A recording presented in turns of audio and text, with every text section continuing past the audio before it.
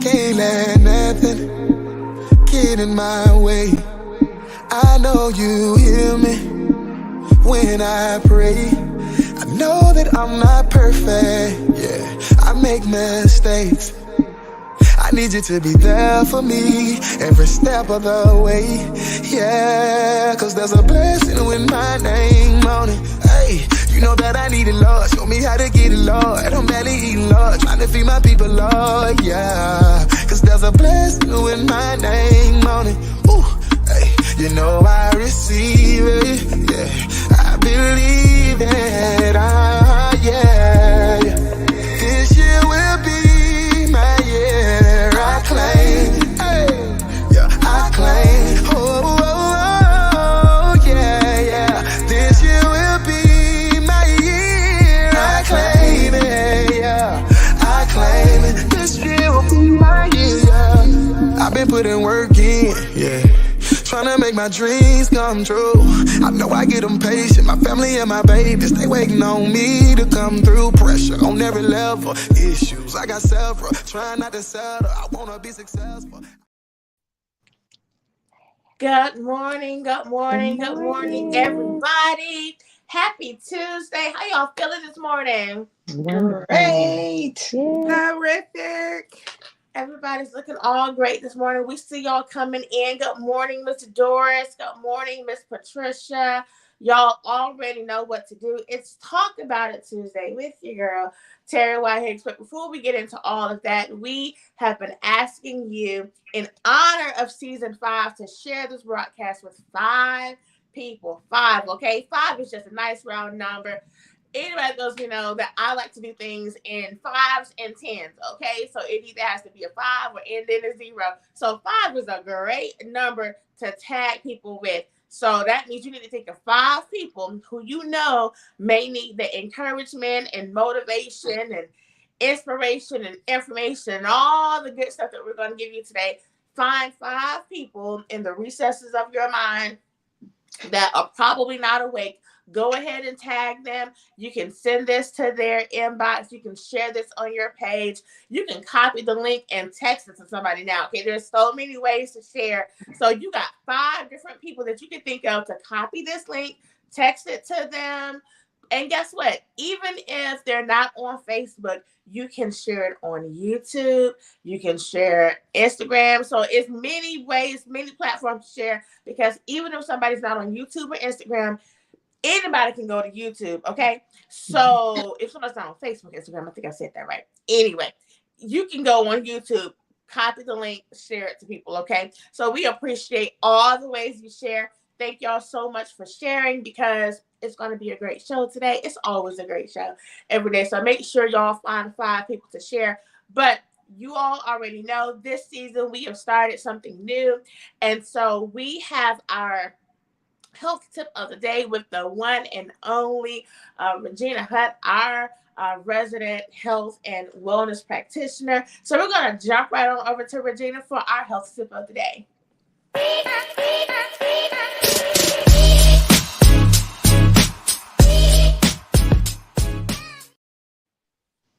Good morning, everybody. How you guys doing on this beautiful, beautiful, beautiful morning?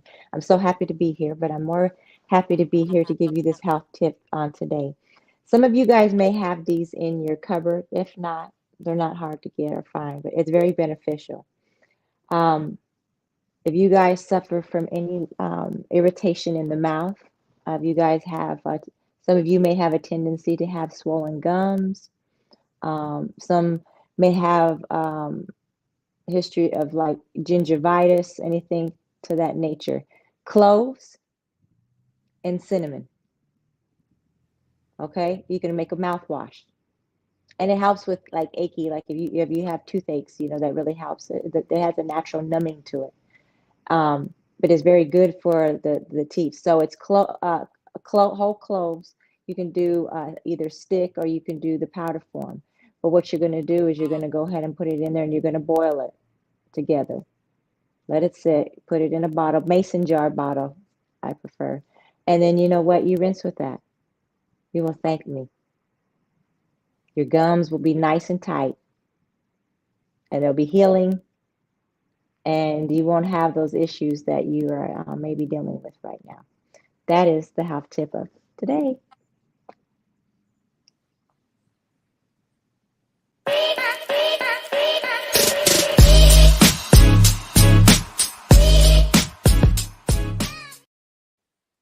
I love it. I love it. Thank you so much, Regina. I love the way she shares the health tip of the day because she's just so poised and professional when she gives it. I just feel like it's just such a elegant addition to our show. It is. You know what I'm Right. saying? Regina said that like your body is falling apart, but I've got the exact You're thing right. I'm for like, you. she says, and what I love is that she's not giving like just regular generic information. She's like really digging deep. I mean, she has talked about feet, she has talked about teeth, she's talked about, I mean, just so many different things that people probably are dealing with those Right. things, but these are the kind of things that either you feel like it's not important enough to go to the doctor about, or maybe you're embarrassed to go to the doctor about these things, or you know what I mean? Mm-hmm. And so I love that Regina, in that little short time that she has, she gives like, a lot of power packed information. She just says it in such a way that it's just so calm. Like you said, it's just like, yeah, your hair is falling out, but here's what you can do about it. Sure, Mm-hmm. Right. your bone is sticking out of your leg, but here's some things that you can do at home. So I love that. I mean, like your whole body is falling apart, but I'm gonna help you figure it out at home, Right. okay? Regina said, look, and We're it's gonna okay. send you a trip It's to okay urgent that you have care. hemorrhoids. It's Right, okay. This right. is But what you you know do. where that comes from? You're so right. But you know where that comes from? You guys may not know this, but my main license is in the EMT. That's why she's so calm. That's why I'm like, it That makes yeah, sense. that's where my profession started, and so I ended Go up ahead, as Regina. What you say, Regina? so that's Continue. what it I'm is. on. Yes, It's just so calm. I'm like, she's yeah, literally talking to people about gums and teeth. And she's just like, yes, and then this is what you should do, and then do that and swirl around a little bit. I don't know. She's just so calm. Like, so y'all give it up for Regina, who is like, an amazing health and wellness practitioner and giving y'all all the goods every day, okay? And of course, tomorrow is her day to really give it to you. yeah. So not just a little short segment, but you get the whole show with her. So the shout out to Regina there. But y'all know it is I was about to say Wealth and Wellness Tuesday. What is it, y'all? It's Talk About It Tuesday with Terry. Okay, I done got all into Regina. I done got about me. Yes, it's Talk About It Tuesday with Terry. So I see everybody coming in. Good morning, Reverend Pat. Good morning, Miss Phyllis. Good morning, Shannon. I see y'all coming in. Make sure that when y'all come in, y'all find 5 people to share this video, share this broadcast with. So Yeah. we're going to jump right into it, y'all, because I just don't know how it's going to go today. And I'm being honest, not to intentionally solicit or elicit rather any emotions, but I just don't know how it's going to go as we begin to talk about things today. So I want to just jump right into it. I am reading this book. Y'all know I love to read, and I just go from one book to another. But I'm feeling John Maxwell for a second. So y'all know I just finished John Maxwell's book, um, Developing the Leader with the You 2.0. So now I'm reading another book by John Maxwell called Everyone Communicates, but Not Everyone Connects. And so this book is talking about how to really connect with your audience as a speaker, as a leader, because we all are able to communicate. I mean, we communicate every morning. We get on the show, we're talking to other people, so we're communicating. And all throughout the day, uh, the whole world communicates, whether it's via text or email or Zoom or in a meeting or just whatever, phone call. We're all communicating, but it doesn't necessarily mean that we all are connecting when we communicate. And so as I was thinking about what to talk about today, I wanted to merge um, what my day is about, which my day is about vision. And I've kind of now blended vision and leadership into this Tuesday spot that I have. But because it's Mental Health Awareness Month, I wanted to kind of merge the two together, talking about vision and talking about mental health. Well, as I was thinking about what to talk about today, as our meeting in the book yesterday, he says that more people connect with you when you are authentic and transparent and share your story and share your failures more than your successes. Because when you are always sharing your successes, it creates a divide with people because they start to see you as something out of reach. There's someone out of reach. You're unattainable. And it's like, oh, well, this person can't possibly know what I'm going through because, they're just always achieving. And especially in this social media age where, everybody's posting like all the good things. No one posts the the not so good things that happen. So it creates this idea that I'm always up. I'm never down. So I can't possibly relate to what you have going on. And he shares a story about how he went to some sort of conference or convention or whatever. And all of the speakers that were up there were telling all of their successes and just going from one story to the next about different things they had achieved. And he noticed in the audience, people started to kind of tune out and lose interest because they realized, oh, I can't relate to this person. So he was like, man, we're losing the audience. I gotta do something to try to, get them, kind of get them back engaged. And so he said that during the lunchtime, he walked around and he talked with the people, just, instead of being one of the speakers that's I'm up here and I'm separate from you, he walked around and he talked to the people. So that was the first thing he did. But then the next thing he did was when it was his turn to speak, everybody else before him had talked about their successes. So he said, I'm going to talk about my failures. And he just he just went from story after story about different things that he had done that had gone wrong. He talked about his mistakes. And he said that the people became so engaged. They really locked into what he was saying because now they could identify with him. He wasn't just like some faraway speaker, some unattainable goal. We always talk about relationship goals and such and such goals and whatever. We want to be like these people, but we want to only be like these people because we see how successful they are. But it's because nobody's ever really talking about their private failures or even sometimes public failures, but you just kind of sweep them under the rug and you don't really talk about them. So all that to say, on today's show, I thought, as we're talking about vision today and leadership, and because it's Mental Health Month, I've been thinking about this idea of grief and how it relates to vision, which is funny because I wrote a whole book and I promise you that this was in no way like like little commercial for my book or anything, but it just happens to be what I'm thinking about in this season. And I happen to have written a book about it, 2 years ago. But you know, in my book, When the Vision Dies, it's really talking about, the death of a vision. And it's based on the story of the Shunammite woman in 2 Kings chapter 4, and how God had promised her a son. And then when she had the son, years later, the son ended up dying. And so just instead of like just taking it for what it was and, oh, okay, well, God promised me this son and now the son is gone, and just going on with the rest of her life and, um, being disappointed, she ended up going to the man of God and said, now look, you promised me a son and he's dead, so I need you to fix it. Of course I'm paraphrasing, right?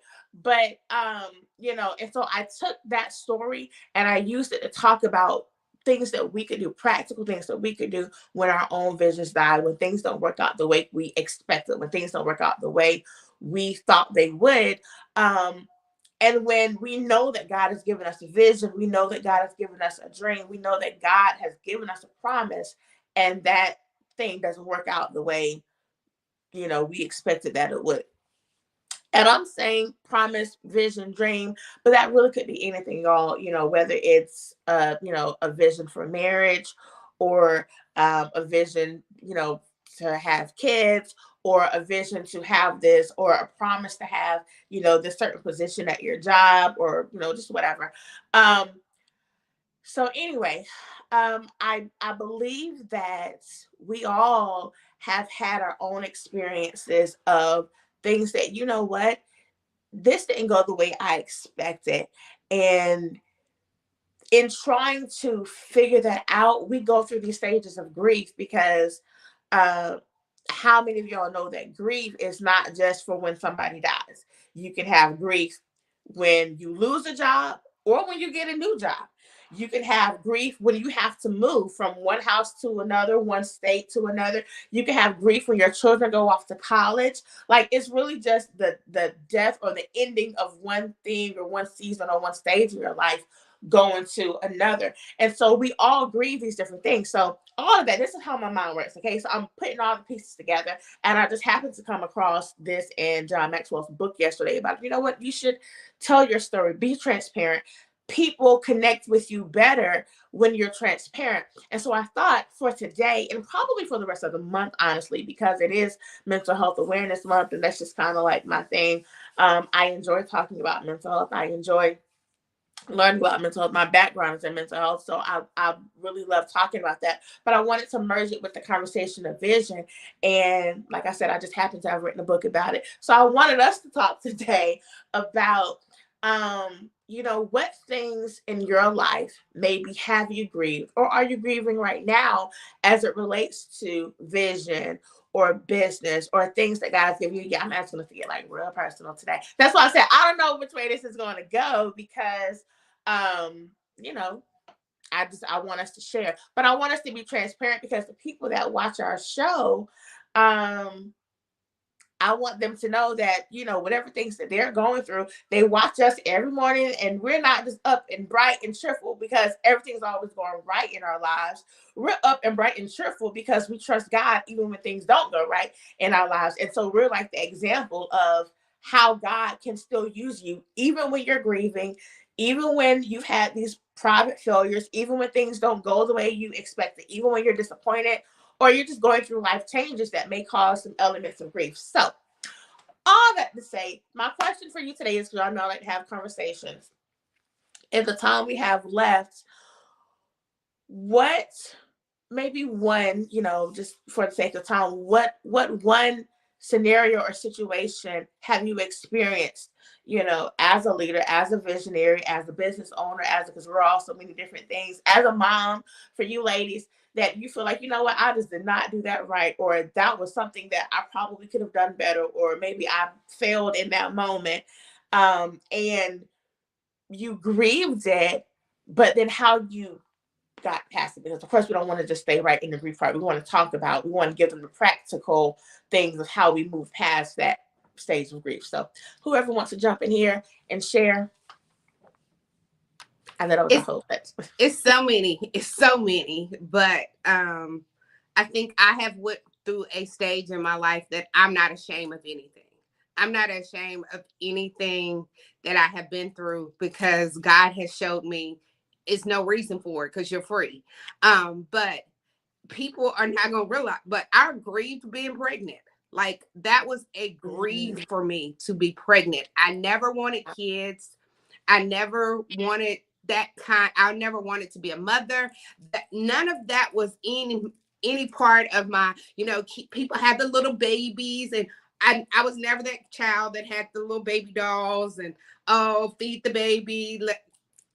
I didn't want that life. So when I got pregnant, it was like, for me, I felt like I was dying. Like, okay, my life is over. wow. This is no way life is going to exist. Actually, when I found out, I passed out. Like it was that, like I literally passed out. That's how that's how dramatic it was for me in my life. I passed out. They called my mom. My mom is screaming like, "What is wrong? What is wrong?" Because she knew I just been to the doctor. So she was like, "My child's dying. Like, what is going on?" And I Wow. said, "I'm pregnant." And she was like, "That's all? That's all? You're just pregnant? Like, you're 25 years old and you have made it through the majority of your life." But it was a stage for me. I thought I was going to be on welfare for the rest of my life. I'm gonna live in the projects. I'm not gonna have nothing. I'm not gonna finish school. And look at me and my daughter. Like, Wow. look at my daughter and I.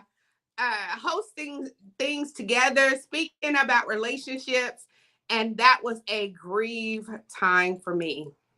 So I don't care what you thought, like whatever's on your mind, and you think this has to be the worst stage of my life, it's not the worst. Because if it was I truly believe if it was the worst, he would just take you. If it was the worst, like if that was the worst, he would say, okay, let's go to heaven. And you know what, Sparkle? That is so good because a lot of people say that. A lot of people think, oh my gosh, like this is the worst moment ever. And then 2 years later, they have nothing, and this is the worst moment ever. But if you really think about it, if you look back over your life, every worst moment ever, you've What's the survived it. worst moment? Right. Every worst moment was the worst moment. And Every you got worst past it. moment. And You you were got like, past it. and then I remember you think, oh, how worse can it get? If it is not one thing, it's another thing. Like all this crazy stuff, we are cuckoo in our head, like Always survive literally. it. Right. uh, Literally. But That's I truly believe your worst is when God is not going to make you sit there in all misery and pain and stress. And when it's to the stage that he knows that you cannot take no more, God knows how much you can bear. When he know you cannot bear it no more, he come and get you. Because that's what my father does. He ain't going to make me sit there and just be in some mess and he has no way out for me. Yeah. Or you. But you know, I'm a guy's favorite daughter, so I just say me right now.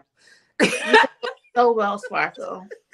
You're, you're doing so well with your story, and I was It about was to, and then you so know, good, and it came at the end, and she just showed. she just got It's right to like, the end, and then just go ahead, Angela, like you was about to say something. I can't even. I know, right? When I think about it, I always think of what you think is the worst thing could turn out to be the best thing. Yeah. And it's all in the perspective because in the moment, it's devastating, it's traumatic, it's overwhelming, it's a lot.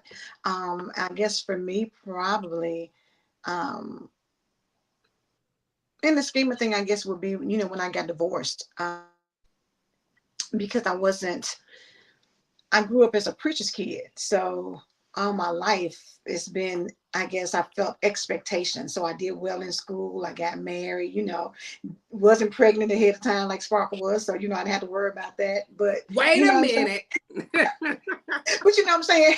Not to say I wasn't doing anything ahead of time. I just didn't get caught up with being pregnant. But just in the scheme of things though, you just have to, I felt like that was a huge failure for me because I felt like the expectation was that I would have the life of did good in school, get married, have a career, I just thought that would be my life. And so when it wasn't, it took a lot out of me. It took a lot. It made me second guess who I was. It made me really think about what's wrong with me, or what am I doing wrong?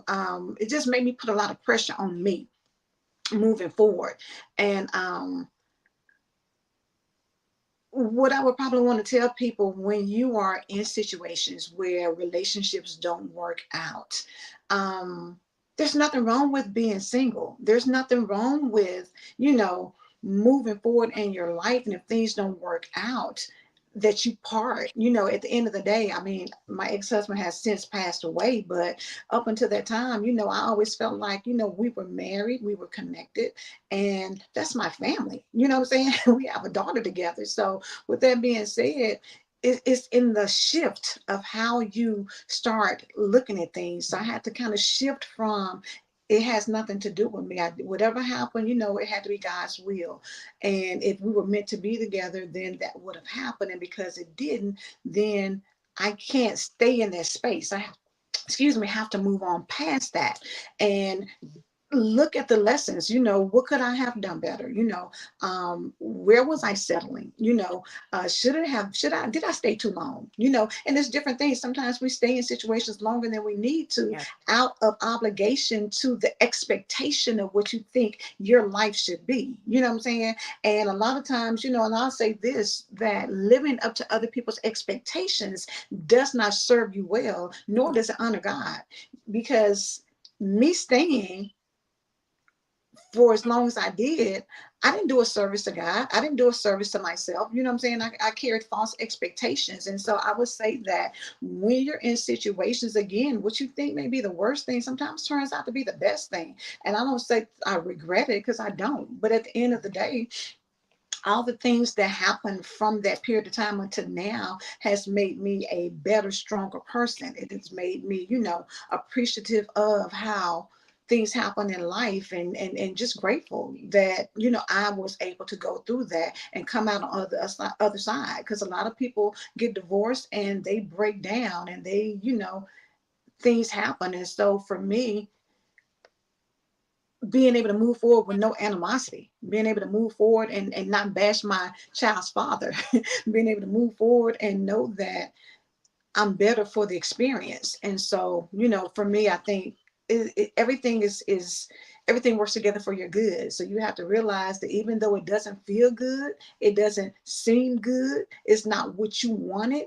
Our wants and desires are not what God's wants and desires are for us. So I have to trust Him that it's something better, it's something greater. You don't see it right then, but you just got to stay faithful to the process, and you just got to trust God. Absolutely. That was so. I wish I had time I to know, right? go into I was that. I was looking like, time. I was like, "Ooh, let me let Regina get it in." yeah, but go ahead, Regina. It was amazing, man. I was like, wow. You know what? Yes, I went. The grieving stage for me is that I've always been the type of person that I'm the type of person I'll put everybody first before myself. One, because what I can endure, some people may not be able to.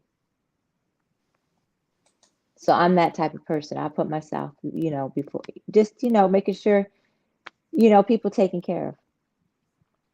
So when you go through a stage of putting everybody else first and you're not really focusing and then putting into you, pouring into your cup, after a while you have nothing to pour out. Like literally, like what quality are you pouring out? So when I came to the realization during that grieving time that I had to put myself first, that was grieving for me to put myself first. Mm. I felt that I was like, what is that's insane. You have to put yourself first. And when I chose that, I was like, what do I want to do that I haven't done? Boom. I'm setting that goal and I'm doing it. What do I want to learn that I haven't been able to learn? Boom. I'm going to do that. I'm putting myself first. And once you start investing into you, like into you, it opens up a sense of freedom, y'all. Yeah. It frees you from that grief. I love that because even Tina says, I didn't know how to choose me without feeling selfish. And a lot of people struggle with that. And I love that because, and that's why I wanted to ask you all, and thank y'all so much for sharing because y'all, I did not tell them this ahead of time. I wanted their real, authentic answers. I don't want them to have time to think about it, practice it, rehearse it, discuss it. I just wanted their real, like, real time answers. So thank y'all for sharing because what we experienced was Sparkle's death of a lifestyle, Angela's death of a marriage, Regina's death of a mindset. So, what I wanted to show you all was that death doesn't just come from the ending of someone's life, it can come from things in our own lives, whether, like I said, it's a job or you have to move or it's a certain lifestyle that you have. Sparkle said she was planning to travel the world and do all these other things. And now here comes the baby. Just things you don't expect, depth of dreams, depth of visions, but how everybody was able to overcome it. So I hope that was encouraging to you all today to know that even in a space where things don't go the way you expect it, sometimes, like Angela said, that's the best thing for you. It doesn't always feel like it in that time, but God's rejection is I'm sorry, man's rejection is sometimes God's redirection, or sometimes the things that we think are just going to be the thing that take us out is really the thing that takes us higher. And so I hope that it was encouraging to you to see that even, if you're in a moment where, oh, something just this is not going the way I expected, and you're in the space of disappointment, or you're in the space of grief, that one, it's okay to grieve. Two, it's okay to feel what you feel. Embrace those feelings, because not one of these women said, oh, and I just shut those feelings out and I just kept moving. Not one of us said that. Everybody said, you know what, and I had to, feel what I felt, but they powered through it. We powered through it. And so I hope this was encouraging to you, that you can move forward beyond the stage of grief that you're in, beyond the space of disappointment or heartbreak or hurt or whatever that you're in. You can move forward. And all of us said that you do that with God. So, I think that's what I want to leave you with today, that grieve with God, because it's a whole different space when you're able to grieve with God. He will never leave you. He will never forsake you. His word tells us that he is the mender of broken hearts. He is close to the brokenhearted. So, if you're in that space today, in this month of mental health awareness, I want you to take what you feel and take it to God. Grieve with God. Cast your cares on him, for he cares for you. I think that's where I'll leave us today. So on that note, if all hearts and minds are clear, I'm going to pray us out of here. Lord, we thank you for this day. We thank you for your goodness, your grace, and your mercy. And Lord, we ask that you would help show us how to grieve, whatever we may be experiencing, how to grieve with God, how to grieve with grace, how to grieve knowing that you will never leave us, you will never forsake us, and you are close to the brokenhearted. So we thank you for being our peace today and every day. And we thank you for giving us the peace that passes all understanding. We give you all the praise, honor, and glory. In the name of Jesus, we pray. Amen. Amen. Y'all stay tuned for Reverend Pat. She's coming up right behind us. So make sure you stay tuned for her show. We have a whole bunch of shows coming on the We Empower Network today. So make sure you are tuned in to the We Empower Network all day long. And then, of course, meet us right back here tomorrow, 7 a.m. Eastern Standard Time for Wealth and Wellness Wednesday with Regina. Y'all have a great day. This year will be my year. This year will be my year. I claim it. I really believe it in my heart. This year will be my year. I claim it. Yeah. I claim it, I claim it, I claim it, I claim it, I claim it, yeah, yeah. I claim it, I claim it, I claim it, I claim it, I claim it, I claim it, I claim it, I claim it, yeah.